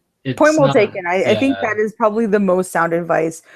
Like, look for trades, do some research too, right? Find out what are like some, highly recommended runs of a character or storylines of a character, and then see if you even like that character. Yeah. At least with Wonder Woman, I could take that argument. Like, I don't know the origin. Like, oh, go read this one, or this one. Whatever one looks better to you. But well, apparently all Wonder Woman has mainly are origin stories. Well, you can technically jump on anytime you want. So. Well, and I've gotten from people like, well, I don't know Spider-Man's origin that well. What would I read? I'm like, fuck it, I don't pick. Who cares? You know it. Like, come on. By now, most people should know it, even if they've never picked up a comic in their life. Because, like, with movies and animated stuff, like, it's hard not to know Batman, hard not to know Spider-Man. Well, Wonder Woman. I don't know if people care so much if they're not reading the comics, but. Yeah, well, and her origin is infinitely more complicated than any of those. Way more complicated. Yeah. Let's see, where were we? Gore Vidal said Dave Sim would be great. I'm not alone. All right. Anyone for Scott Lobdell? No. No, no one for Scott Lobdell. That's No, not funny enough. no. That's just too sad. It's horrible. It's horrible. See, a reader. Reader1717 says, I don't know if it's been said yet, but Margaret Bennett could really do some good stories with Wonder Woman. She's been working on DC Bombshells, that digital book. It would be a nice transition writer after Rekka. See, I that was one of my choices. I think she's really good. I've never read a comic by her, so it didn't come to me, but she's very witty. She's very witty. And Genevieve Valentine, like I said, she writes great narrative. So I think she could handle that. Like Genevieve Valentine on Catwoman was great. I really enjoyed her run on Catwoman, and she kind of elevated that character from where it was. Again, New 52, Judd Winnick. No, that was bad with Catwoman. Well, and then you say Catwoman, and who else wrote a really long, great run of Bat? And Brubaker. You're right. You know what? The more I'm hearing that, the more that's kind of growing on me. I didn't really think of him initially, but it's the more you guys are saying this, it's actually resonating with me. I think that might actually be interesting. Like that might be a good choice. I think my main choice for Wonder Woman right now is a female creator who isn't necessarily proven yet and has a love for the character and wants to write anything but the origin story. That is kind of...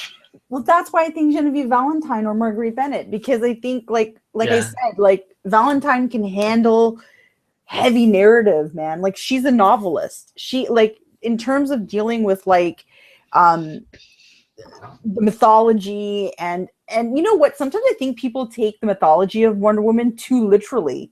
Like if you need to suspend your your belief a little bit here. Like there needs to be some artistic like liberty to some degree. Like I don't think this is about going to school and having an academic study of Amazons and like Greek mythology. And this is one thing that always seems to like hinder, like whenever you talk about origins and Wonder Woman is like, well, no, if you really want to get down to the nitty gritty, this is how it was and this is how it was. And I'm like, okay, but if you can believe someone can fly and come from Krypton, then you can believe that, like, the person making out with them can too.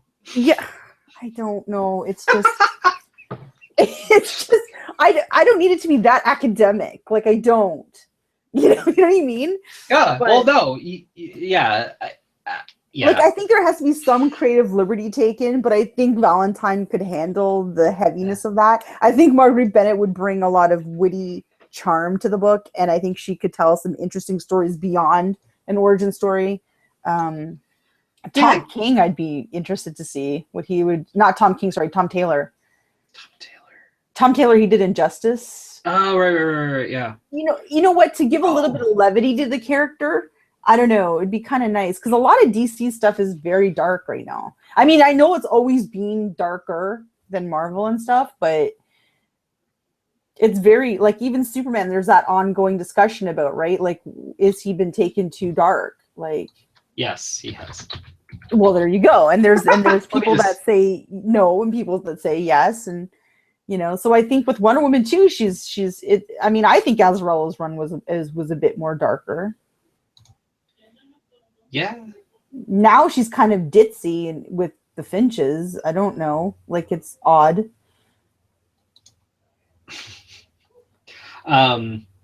A creator that I think could do cool Wonder Woman that's another dude from the past though is Mike Carey. He's able to play with that mythos stuff in a weird way and write really compelling. What did he work on? The one that I was looking at that made it click for me was Lucifer. Oh, okay. I haven't read any of that, so I'm not too familiar with his work. It's nothing like the TV show. There's that. It was a spinoff from Sandman, so it's a lot more in that. I mean, it is a heady, semi-academic vein, but in kind of a different light, I guess. What do you think Alan Moore would do with Wonder Woman? Just curious. I'm just curious. Well, I'm trying to think. So, like, the closest thing to Wonder Woman he's done probably is what, League of Extraordinary Gentlemen? Yeah. And we know how much you love that movie adaptation. Yeah, well, there's that. Yeah. But I mean, like, it's hard to escape is that with every Alan Moore story on a certain level seems to come rape. well, yeah, it really does. Yeah. And That's not true. I mean, there's like Tom Strong and stuff. well, But... there's no, but I mean, he doesn't shy away from certain yeah, no, things. and you know He's that would not show afraid. if he did it. Well, you know what? Maybe things need to be shaken up a little bit, you know? Well, if he did it though, it would be a parable for how like the DC corporation marketing is raping the character, and Then I would buy that.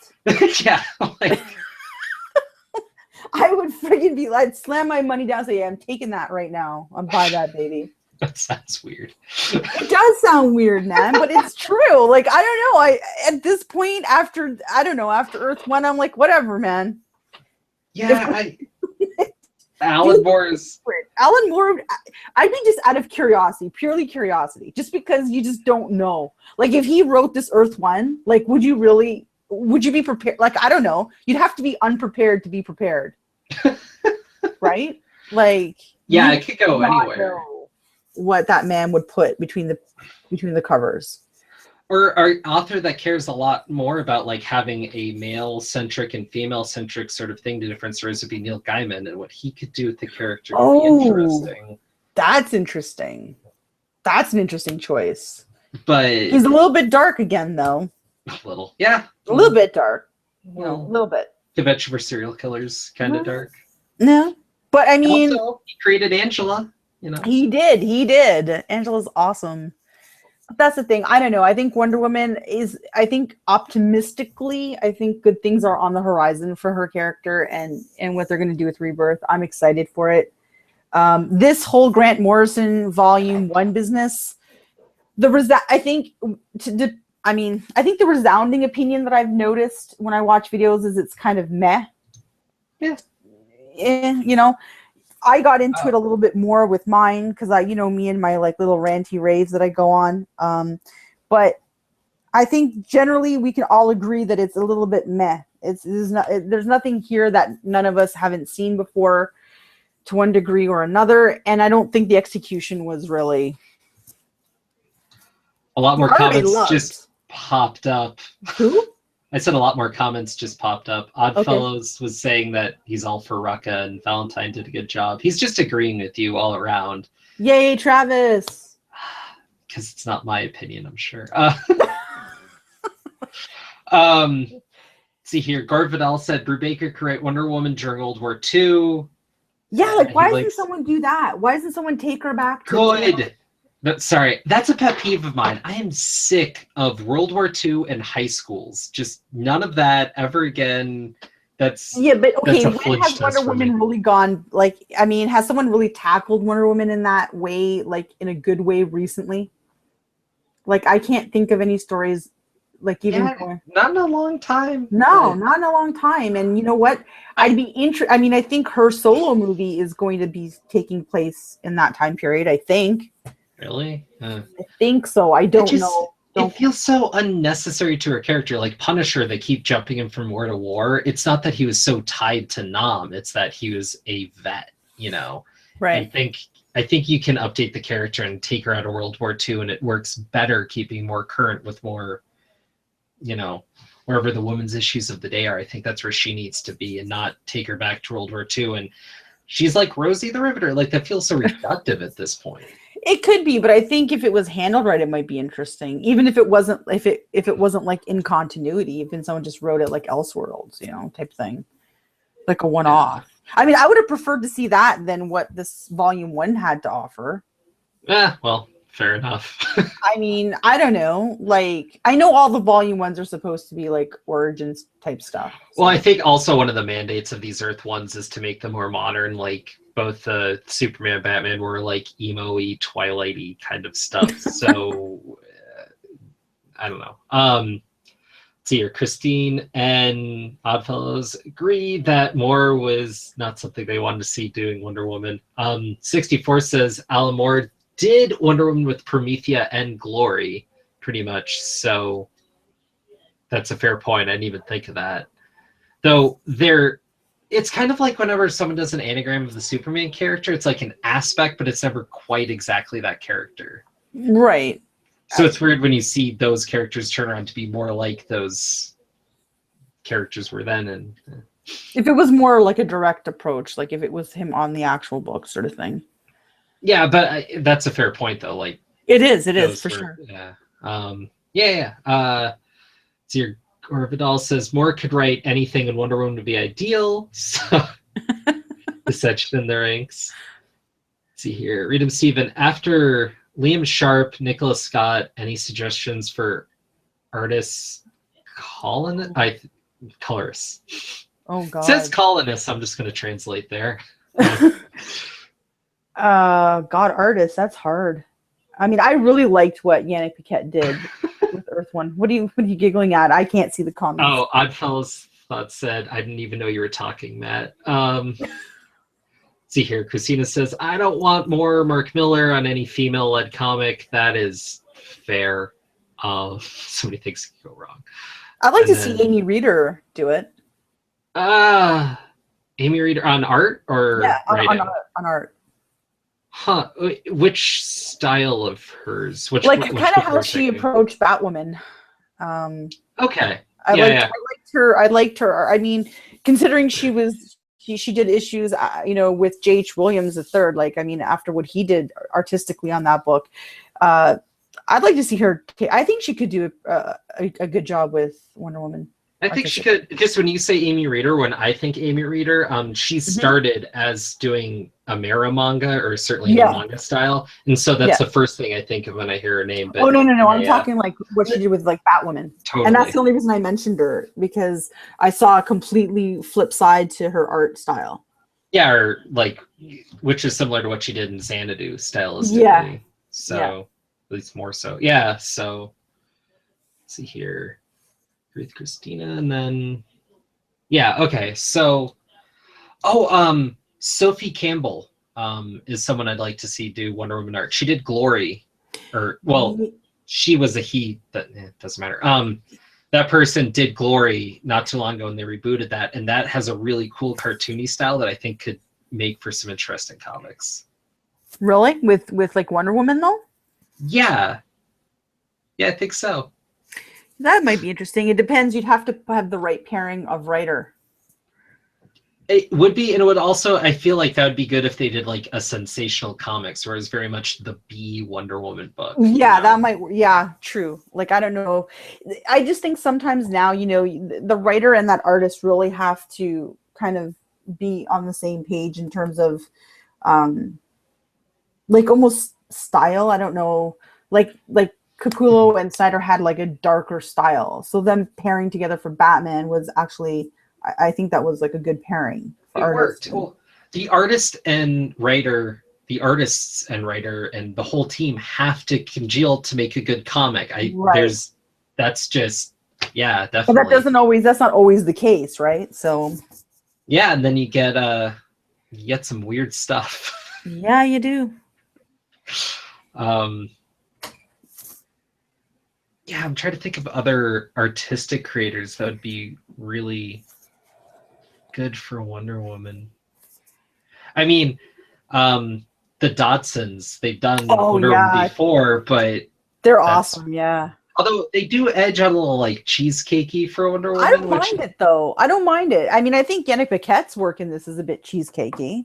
It is. I mean, there's a lot of stuff in here that's like that. Not just Wonder Woman, but like other characters in here, other female characters. And I don't mind cheesecake art. Like, I mean, I like pinup style stuff, and it doesn't feel like the book for it though, I guess, is because I do too. Like Zenoscope, like I don't want anything like that in a Wonder Woman story, but well, like Brandon Graham, if he somehow did a Wonder Woman comic, like he knows where to draw that line, right?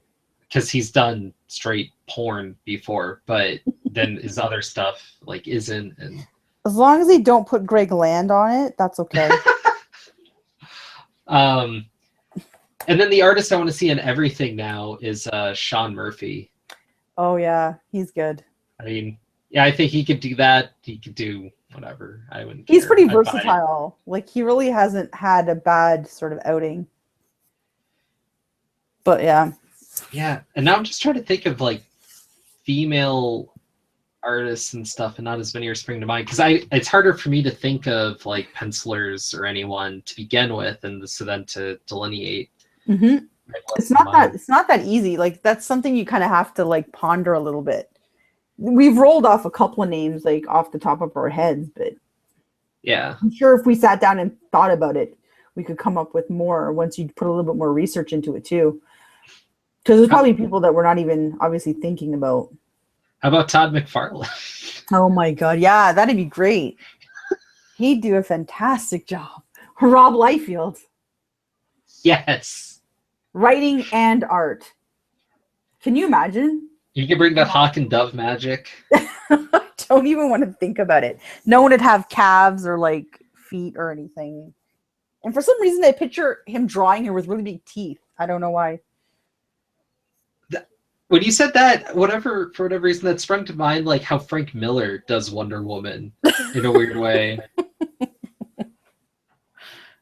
Because you have to give credit, he doesn't draw her cheesecakey. He draws her like a big, like, R. Crumb style woman. Like, it's weird. That's a bit odd. I mean, that's taking the Amazon thing, I think, too literally again. Yeah. Oh, Travis was asking if we've seen Murphy's Wonder Woman pinup with her on a motorbike. No. No, I haven't. It's awesome. I'm pretty sure it's cool. I'll have to Google that later. Yeah. See here. Emma Rios or Eliza Chartertier. I'm not even going to try again. Be cool artists. So Christina's all over this. Yes, she's apparently. It's awesome. I love it.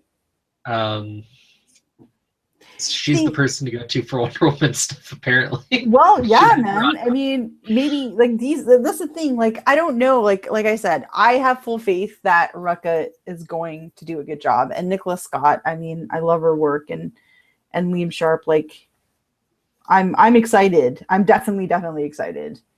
Because like I said, she needs to have justice be done to her character. And again, because this certainly is not. This isn't cutting it. What's going on now? And this Volume 1 didn't cut it either for me. Yeah, so I'm still waiting. I thought this was going to be so much better. So what was the last Wonder Woman run you enjoyed? Oh, God. I would have to say it was that whole, like, Gail Simone, Rucka. Well, those are two very different times because Rucka ran out the clock before a New 52. Yeah, but like to me, that's how it feels in the Wonder Woman history of my reading. It feels like there's moments, like there's moments that were great, and then other stuff was just mediocre. Yeah, because I started reading Wonder Woman retroactively, but only up to right after Rucka ended, and now I'm going back and looking at more. Like Jimenez, his stuff was really good, but again, it was like not fleshed. Like, it could have been more fleshed out. Yeah. I feel like that's how it is with Wonder Woman. Like, there's moments, like even in the New 52, everybody loved Azzarello, and then bang, like that's over, and now we're left with the Finches. Like, what? Who the hell is gonna remember that? Like, nobody wants to remember that. Like, it should just fade to black. And then again, Rucka's run is going to pop up again, his next run with her, and people will talk about his run as opposed to like hers will just be this weird filler. And I feel like Wonder Woman has been like, it's always been weird filler sometimes. Well, there's a lot of that, but there's a lot of that with any of these forever characters. Like, there's tons of filler Batman, tons like mostly filler Superman. But I feel like there's more good Batman stories. Yes. You know, that are not just written by like heavyweights.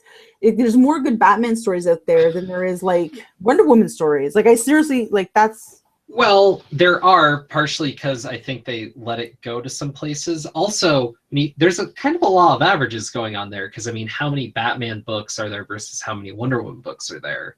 I don't know. Just issues over time, because Batman's had, what, 5 monthly books running concurrently at a time? Has there ever been a break in his stuff? I don't think so, right?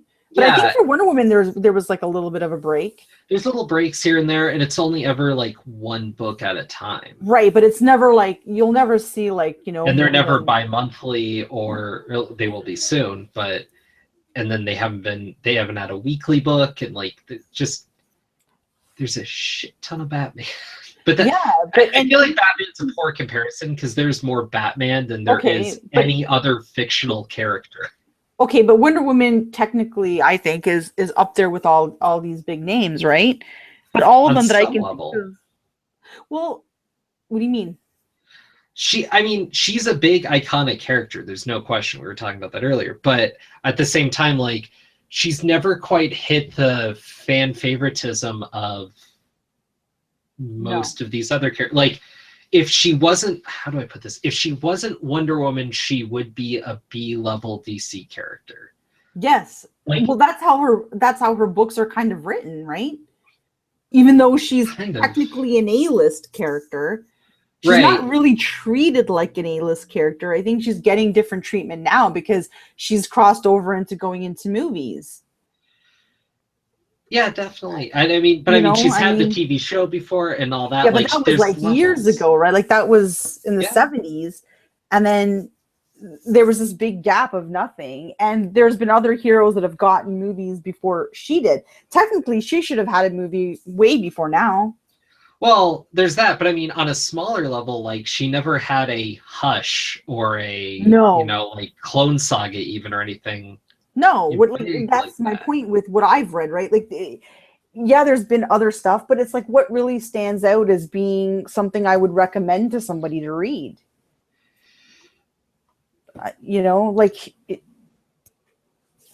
Yeah, I mean, there's not a ton of Wonder Woman that I'd really say is worth going back for. Like, I read through it and I enjoy a lot of it, but it's not on the level of some other stuff at times. But which is unfortunate.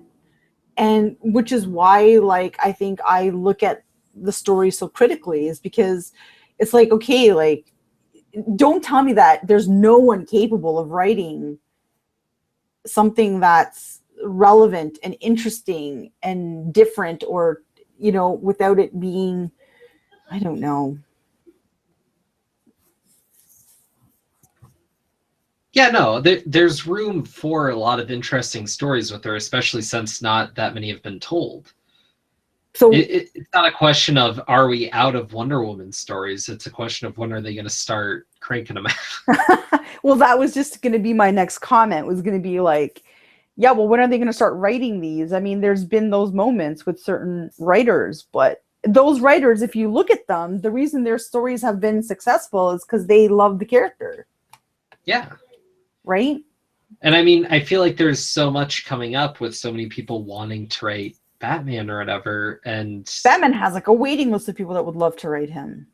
But I mean, the thing is, I bet there's a lot of girls who, Wonder Woman was something special for them growing up, and they have that golden kernel of a story to tell. But they're not in the industry. Where's the representation in terms of staff, the diversity in staff? There's some of that. I think the bigger, I think we could argue staffing when it comes to comic creation and all that. I argue there's some bigger forces at work, like their talent search, male, female, just in general, is horrible. And they're not, when it comes to writers, they don't have a search. You have to essentially prove yourself as a writer in some capacity or know the right person to get in. And right. But women have made a lot of headway, and we have more female writers on books now than we probably ever had in the last like 20 years. But yeah, still a huge minority, but it's more. Yeah, it's growing. I mean, that's optimistic. It is growing, but like, I mean, they gave like, why would they give like Meredith Finch like this book as opposed to like a Genevieve Valentine or a Marguerite Bennett or anybody else, that could write? Well, I mean, did they know that it was just it was on its last legs anyway, so let's just like let this woman have a crack at it? Like, how bad? I can't imagine, no matter how they came at it, that was the reason. Well, I don't know. Like, does it make any sense? I mean, what did they do with Batwoman? I mean, did that make any sense? I don't think that man had an idea of what he was doing. Well, and that's a big part of it is they've made so many dumb decisions you can't justify in your head But in it's any almost way. like they give up on a title. Like it's almost like something goes along really, really good, and then they're like, okay, we're just walking away from this now, and now whoever can take it can take it. Hey, you start writing this. Okay. Yeah, I don't know. I mean, They would they could, never do that to Batman, though. They would never just pick some random nobody. they do, but I it's mean, for the now, weird, not Batman proper, but right? But Wonder Woman only has her one title, yeah. so So I don't who know. knows? And yeah, I think that comes around to the same thing. Like Wonder Woman is in this with Superman and Batman, so it's the Trinity, right? But Right. So she's held to she that doesn't esteem, fit. but Yeah, she just what? doesn't fit that mold.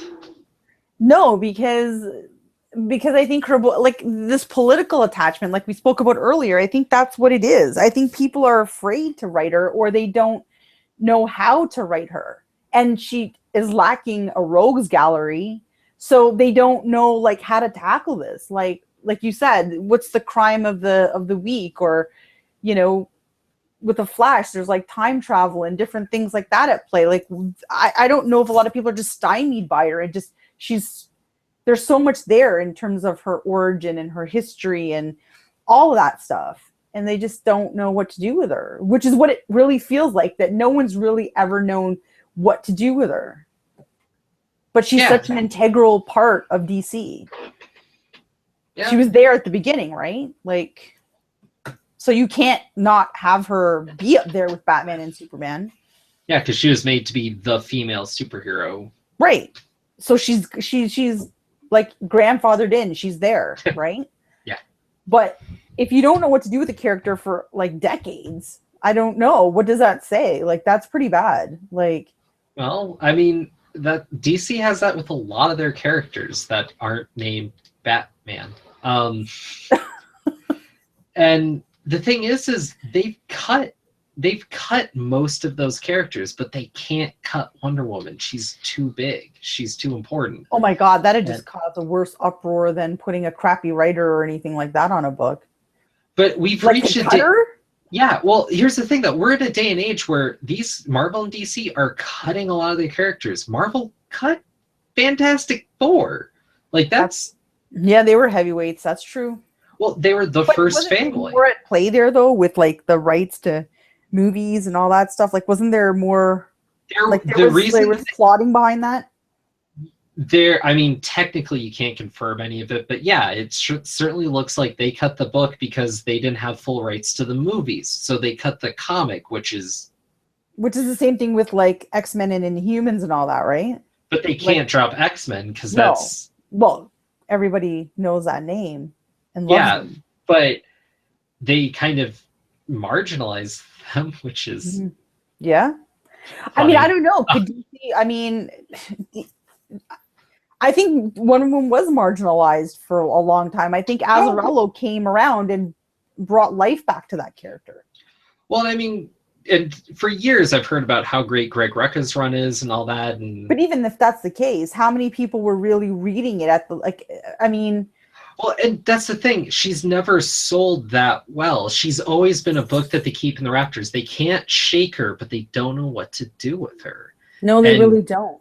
But what people want seems to, like a lot of what we've talked about, a lot of what people seem to want from Wonder Woman is in an area that she seems to rarely go, which is more commentary. Because you can't shake Wonder Woman, like we've been saying over and over. You can't shake her from her political roots and where she is. And they really want to play up the Greek thing and the fact that she's a warrior woman. Yeah, but oh my God, a woman that can fight. That in some ways, though, is just evading that whole commentary thing, right? Like, let's just stick with that because it's safe, quote unquote.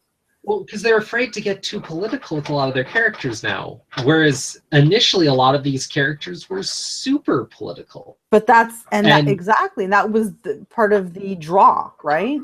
Right. And so what do you do with a character that's inherently political, more so than even Superman, which is kind of weird. To find someone who has the courage to actually write her the way she's supposed to be written. And like I said, Yeah. like using like these villains to embody certain things and tackling like social issues that are currently going on.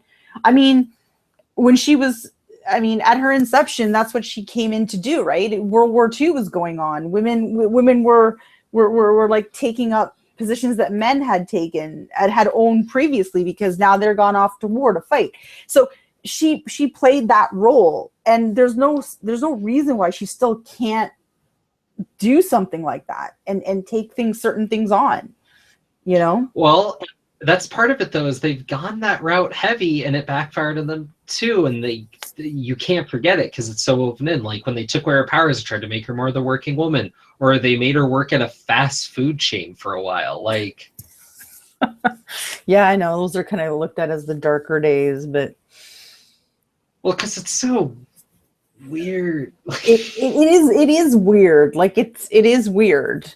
Like it is weird. And like, why would she need to learn to fight from like a martial arts expert? Supposedly, she's a freaking Amazonian warrior. I know she already is a martial arts expert. Yeah, like I know she's got no powers, but like, I mean, did she have a lobotomy? Like, I don't know, right? Like, I don't know. It's just weird. Like, I think if you shy away from what she is at her grassroots level, I think we're never going to get. I think the books that have been the most successful, the stories that have been the most successful, are the ones that are willing to include some of that into it. Yeah, but how many? That's what I'm saying. How many of them in all the stuff that's been written of her, you know? Yep. So if you have any final points, I think that'd be good. But we've been going about 2 hours, and wow. I think we've been circling around a lot of the same points. Yeah, now. I know. No, I don't really have anything to close with. I think we pretty much said everything. Okay, well, now that we've solved Wonder Woman, I don't think we've solved any of it. I don't think so. But I think we did. This was a fun chat. I had a lot of fun. Thank you, Matt, for you know, asking me to do this hangout with you. I think it's cool. I had a lot of fun, and I don't really get to talk Wonder Woman with too many people. I just usually contain it to my videos and stuff like that. So totally. Well, this has been a blast. This is, like I said, something I've been looking forward to for a while. So it's great. If you want to chat again, just let me know. Oh, most definitely, for sure. If anyone wants to chat, let me know. I'm usually pretty up for it. And Christina, I want to talk to you about Wonder Woman now, because she's just on the freaking ball. That is amazing. But do you see like how this character resonates with women? So, I mean, I think... And I'm digging in now. I'm slowly just reading a lot of Wonder Woman, foregoing a lot of stuff I said I was going to read sooner. And well, that's awesome. I'm like super happy to hear that. Always happy when someone wants to start reading Wonder Woman. For sure. 90% happy, but I was been trying to read stuff that wasn't typical comics more. And oh, okay. Well, that's interfering with your real reading. Yeah, like translated stuff, and I don't know. Yeah, I'd love to hear what Christina has to say about Wonder Woman as well. I'd love to hear her take on things. Yeah. So maybe if we do this again, maybe Christina would like to join us, or anybody else who would like to talk about, you know, whatever. It'd be cool. Yeah. Well, cool. Well, great. Hope everyone has a good night, and thanks again, Cami. Thanks, guys. Thanks, Matt. Peace. Peace.